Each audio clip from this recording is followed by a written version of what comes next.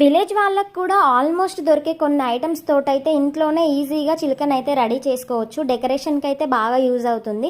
So మేమైతే ఇది మా ఇంటి వినాయకుడి నిమజ్జనం డెకరేషన్ కోసం అయితే యూజ్ చేసాము. అండ్ మేము ఇందులో యూజ్ చేసిన ఐటమ్స్ అయితే జిల్లేడు కాయలు యూజ్ చేసాము.